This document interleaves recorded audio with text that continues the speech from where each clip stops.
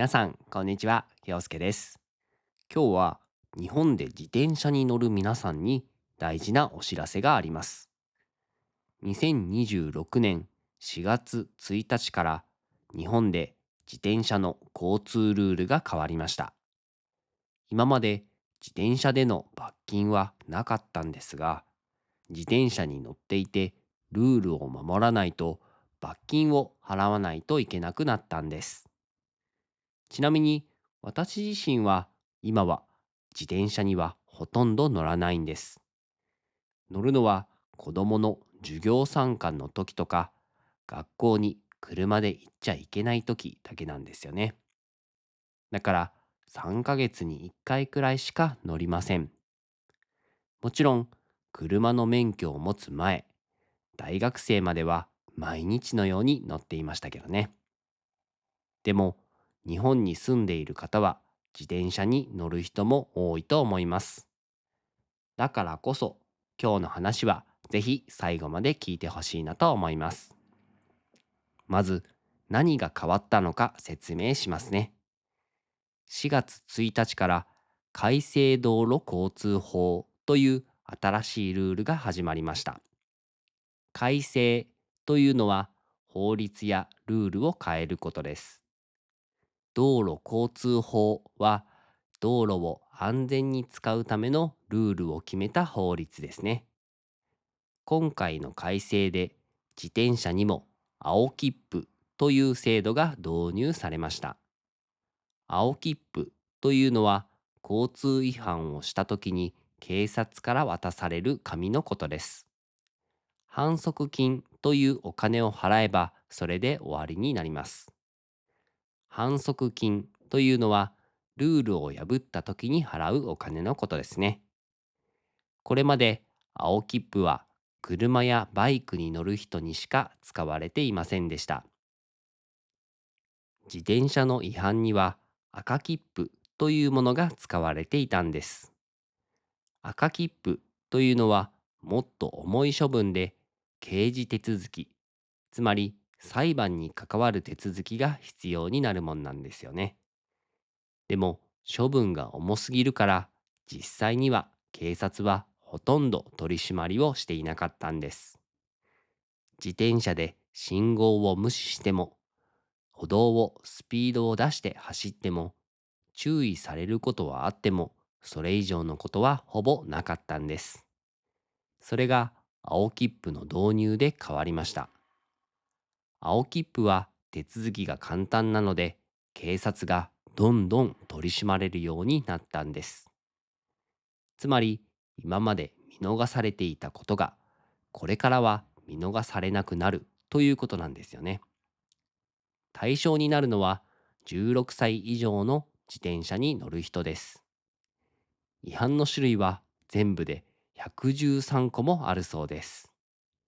多すぎてよくわからないですよね。ただ、法律が変わっていきなり罰金になるわけではないそうなんです。まずは警察官が注意や指導をしてくれます。ただ、少し時間が経てば即罰金ということもありそうなので気をつけましょう。じゃあ、具体的にどんなことが違反になるのか見ていきましょう。まず、一番反則金が高いのはスマホを見ながら自転車に乗ることです。いわゆるながらスマホですね。これは1万2000円です。車に乗っているとスマホを見ながら自転車を走らせている人を結構見かけるんですよね。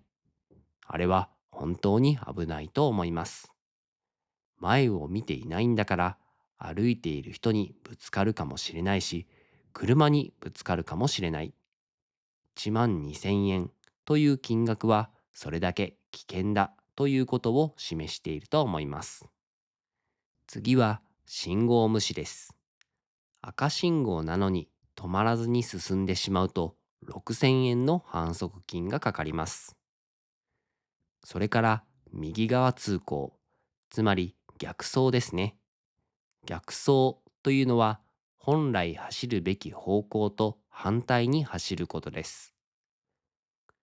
日本では自転車は道路の左側を走るルールなので、右側を走ると逆走になるんです。あと、傘を差しながらの運転や二人乗り、夜にライトをつけないで走ること、これらも全部違反の対象になります。イヤホンをつけて自転車に乗ること、これも地域によっては違反になるんですよね。周りの音が十分に聞こえない状態と判断されると違反になる場合があるそうです。気をつけてくださいね。歩道を走ることについても少し説明しますね。自転車は原則として車道を走ることになっています。車道というのは車が走る道のことです。じゃあ、自転車は歩道を走っちゃいけないのかというと例外があるんですよね。歩道というのは歩く人のための道のことです。自転車通行化という標識がある歩道では自転車も走ることができます。青い丸の中に白い自転車のマークが書いてある標識ですね。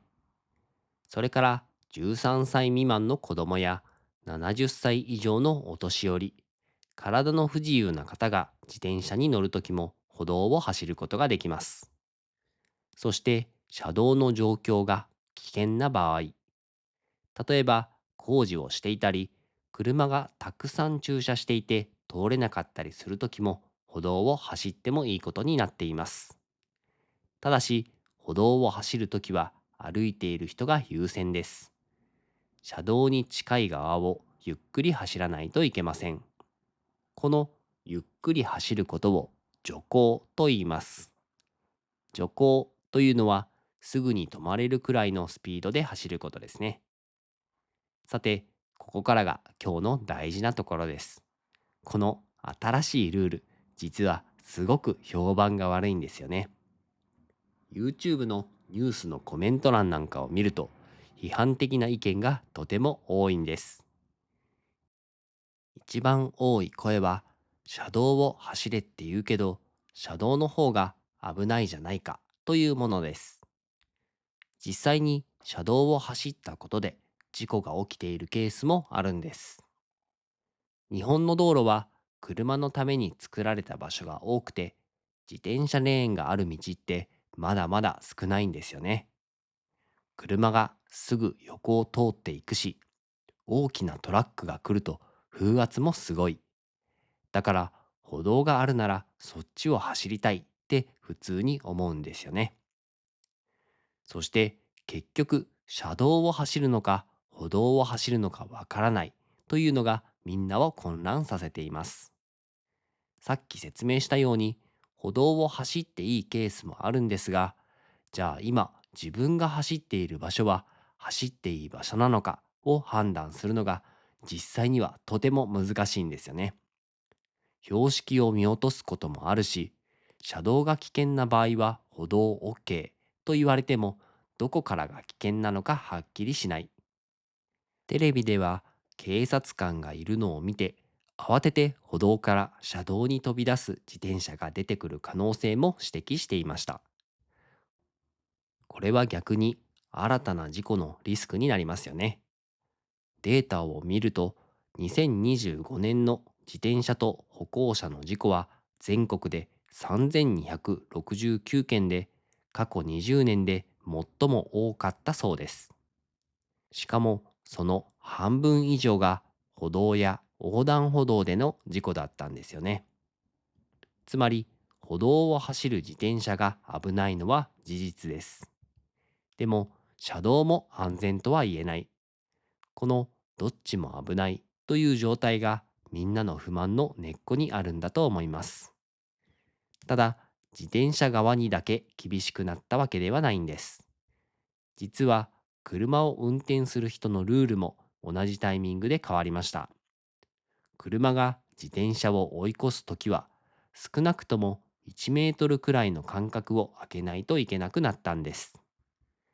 もし道が狭くて1メートル開けられない場合は、車のスピードを時速20キロから30キロくらいまで落とさないといけません。これを守らなかった車の運転手には5万円以下の罰金が課される可能性があります。つまり、自転車にだけ厳しくなったのではなくて、車もかなり厳しくなったんですよね。ただ、このルールがどこまで現実的に守られるかは正直まだわからないなと思います。ここで日本に住んでいる外国人の皆さんに特に知っておいてほしいことをお話ししますね。まず、日本は左側通行の国です。右側通行の国から来た人は、これが一番間違いやすいところだと思います。自転車も必ず道路の左側を走ってください。右側を走ると逆走になってしまいます。次に、自転車の防犯登録についてです。防犯登録というのは、自転車を買った時にする登録のことで、自転車が盗まれた時に見つけやすくするためのものです。新しい自転車を買うとお店でやってくれますが、中古の自転車を買った時は名義変更が必要になるので気をつけてください。そして、これはとても大事なんですが、お酒を飲んで自転車に乗るのは絶対にやめてください。飲酒運転は青切符ではなくて赤切符の対象になります。つまり、刑事手続きになる可能性があるということです。反則金を払わなかった場合も刑事手続きに移行する可能性があります。在留資格への影響については基本的にはないと言われていますが、刑事罰になると影響が出る可能性もあるので、心配な場合は専門家に相談することをお勧めします。自転車は生活の中でとても便利な乗り物です。ルールを守って安全に乗ってもらえたらいいなと思います。もし周りに自転車に乗っている友達がいたら、今日の話を教えてあげてください。皆さんの国では自転車のルールってどうなっていますか？コメントで教えてもらえたら嬉しいです。それではまた次回の動画でお会いしましょう。バイバーイ。Yosuke teaches Japanese every day, bringing words and phrases, come what may. From hiragana to kanji, you'll see. Learning's fun with Yosuke, come with